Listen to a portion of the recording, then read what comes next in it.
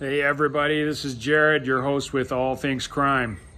I am sitting in a little city called Catera, Panama, and it is north of Panama City. I don't know, probably 2 hours, and this mountain resort town, absolute beautiful location. I'm hanging out with my buddies Chuck Holton and Michael Yan and Masako from Japan, and I'll tell you, it's I just look at the incredible mountain scenery behind me, all of the just absolute peacefulness and tranquility that is here. And it's honestly hard to fathom that just 2 days ago, I was in Baja Chiquito, which is the very southern end of Panama.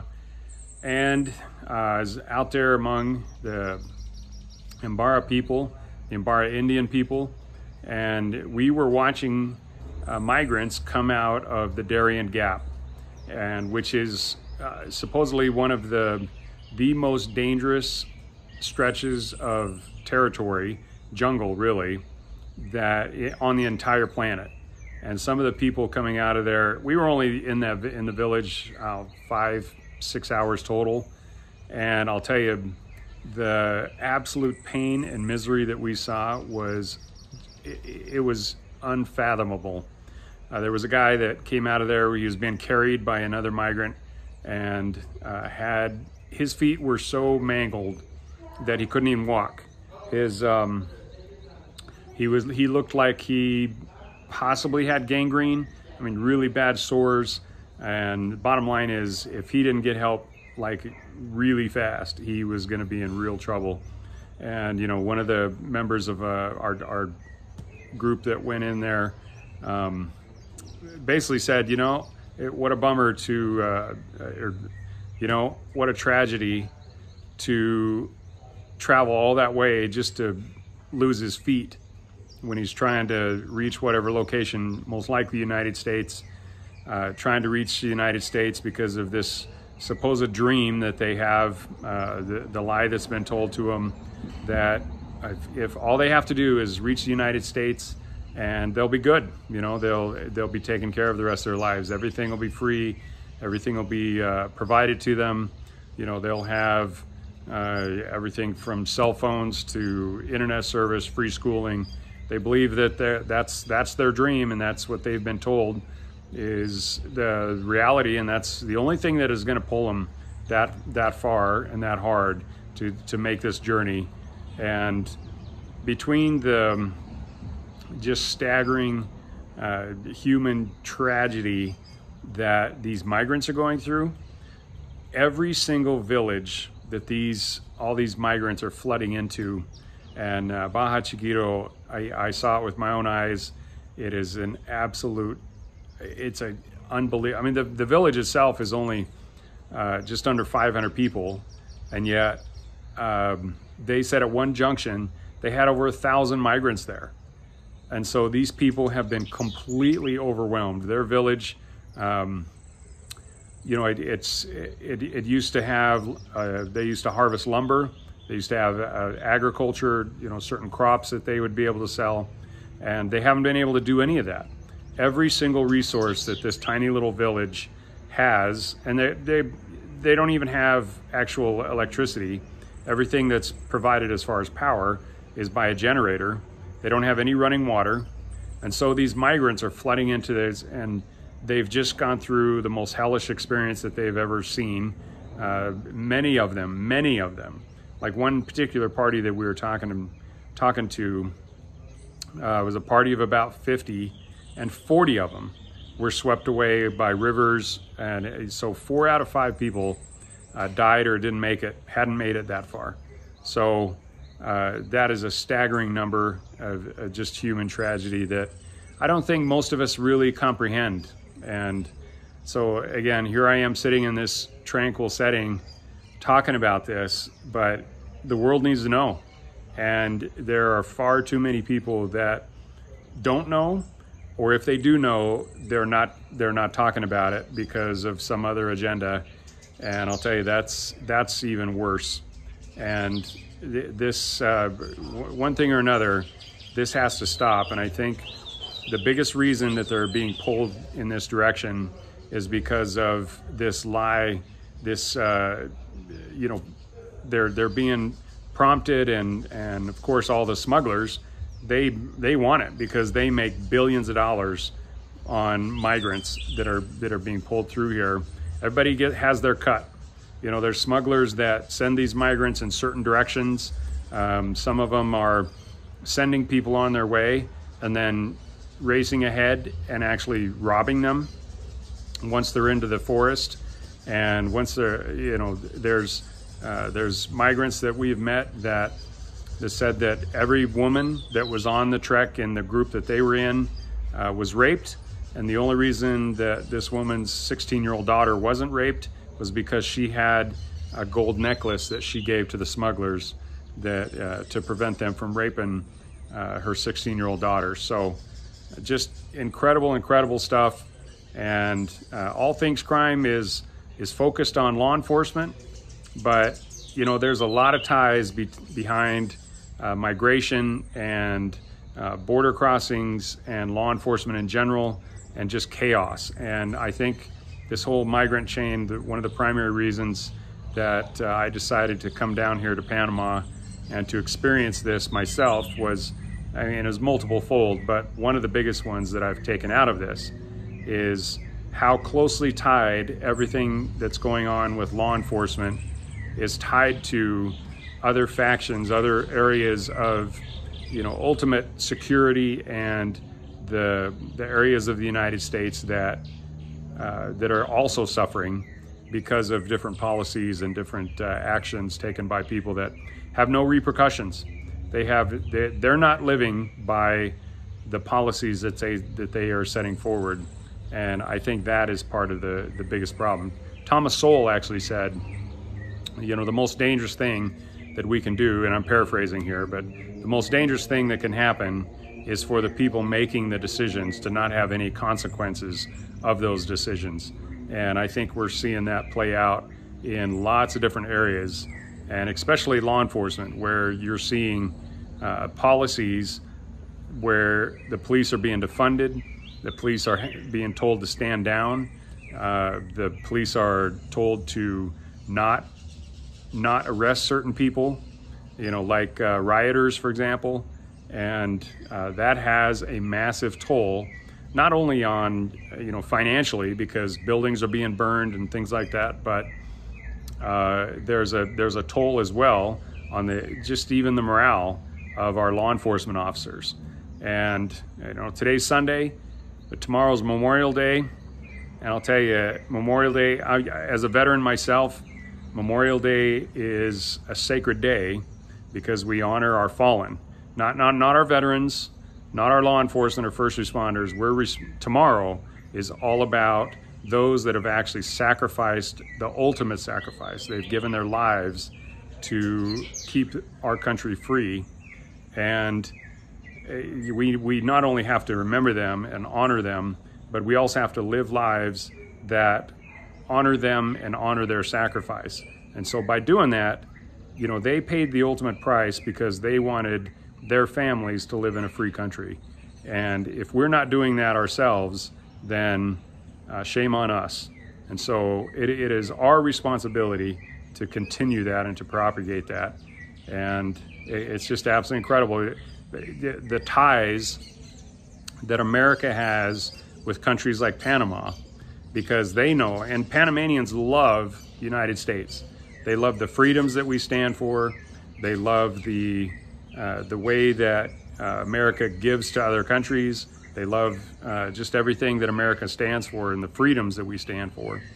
And they know that if America falls, they all fall. And so they are fighting socialism and communism and anarchy and groups like Antifa that want chaos. They are fighting that just as much as we are, and they are absolutely pulling for the United States. And as every veteran I know and every law enforcement that I know, we all want the same thing. We want a secure country. We want secure cities and communities. And but it all starts here. It all starts with understanding what it is, what causes people to break the law, what causes people to want to travel thousands of miles to literally break the laws of the United States in order to get into that country. It's not reality, you know, what's causing them to do that. It's immoral. So I'm just wanted to make a quick note and send this out to everybody and let you know kind of what's been going on with us. We took some serious VIPs. You know, word's getting out. There's 2 congressmen that went with us, absolute heroes in my book, that these 2 congressmen were willing to take personal time and make a personal trip in order to come down and see this for themselves, because the line that they're being fed, especially by others in Washington, D.C., is not what they saw. And, you know, we have a ton of footage that's going out. There's a ton of stories that's going out. I don't know if there'll ever be official statements because it wasn't an official trip, but these 2 congressmen are, and Tom Tiffany's one of them, and he's an amazing guy. And the other congressman will be talking about it soon, I'm sure.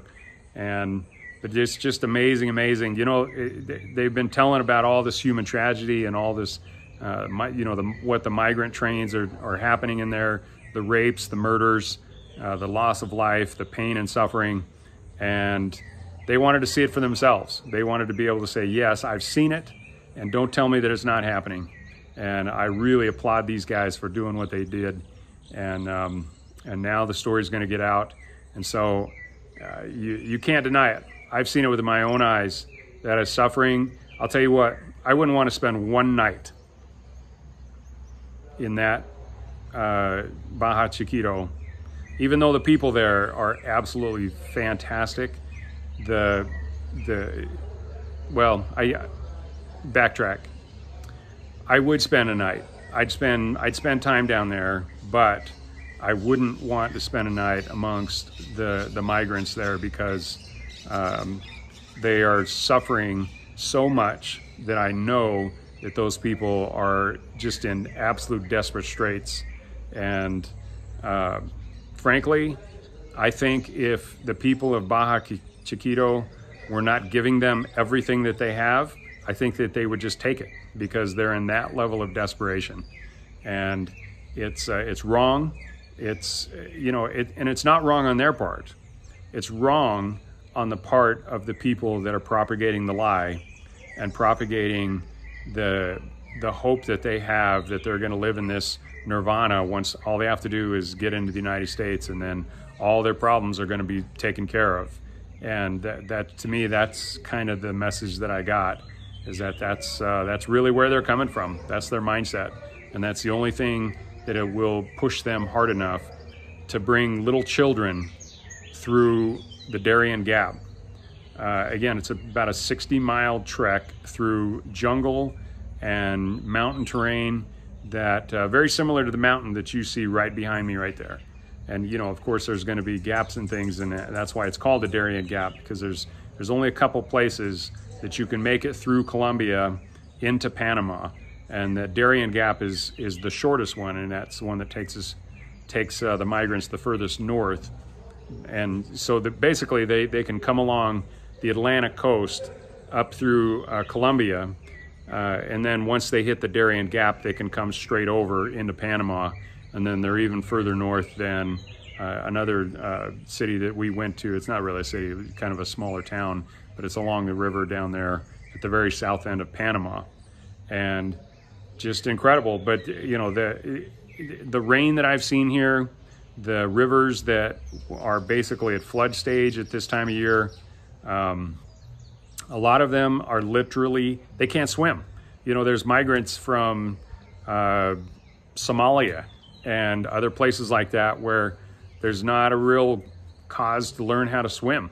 But these people are so desperate, they're stuck on and if it's a real major rainstorm, they might be stuck on the side of the river, sleeping in these torrential downpours on the ground, no coverage. There's snakes, there's all sorts of insects, so they're getting bit. They're getting, bit by snakes. Some of them are dying by snake bites. Some of them are dying just, they're trying to cross these rivers and getting swept away. There's parents that are carrying these children. They're expending every last ounce of energy that they possibly have to get their children into Baja Chiquito. And what's really incredible is that when they're on the Colombia side, they're not told how difficult this is. They're just said, yeah, just go on, hit this trail, and you'll walk for a few days, and you'll be there. And yet, once they actually enter the Darien Gap, then they're being robbed, they're being raped, some of them are being murdered, they're being bit by snakes and bugs. Some of these people are walking with like boots that you'd see farm workers using, to prevent, like thigh-high or knee-high boots, but they're just plastic boots, and they're not made for hiking. They're not made for long-term walking. They're just waterproof boots. But the problem is, if they don't understand how to take care of their feet, which this guy that we saw coming out of it was being carried by another migrant obviously didn't, because it looked like he had not taken off his shoes and aired his feet out. He obviously didn't have any foot powder, didn't have any change of socks, because his feet literally looked like they were about to fall off. And I'd be absolutely amazed if his feet weren't amputated, because he was in bad shape. And he's a long ways away from any decent hospital. So it'll be really interesting to see, and probably never actually see it, let alone hear about it. But yeah, I'm sure a lot of migrants, at least he's still alive for the time being. But the number of people that are dying along the way, they said there's bodies all through that Darien jungle, that Darien Gap, and it doesn't surprise me at all. The little children that I met at Baja Chiquito, they're just jovial, happy, wonderful kids, and yet they see bodies floating down the river that they use for transportation, they use for logistics, they use for bathing, they use for drinking. They see dead bodies floating in that periodically, and especially when there's heavy rains. And yeah. Anyway, I could go on and on, guys. I'll tell you what. All Things Crime is focused on the investigative process, but it's also focused on the cause of crime and why these things happen, along with some of these individual cases. And I'll tell you, after what I saw down here in Panama, we're gonna start connecting dots along the way, and I think it's going to be an interesting journey. So I hope you'll take it with me. So this is Jared with All Things Crime. Thanks for checking in.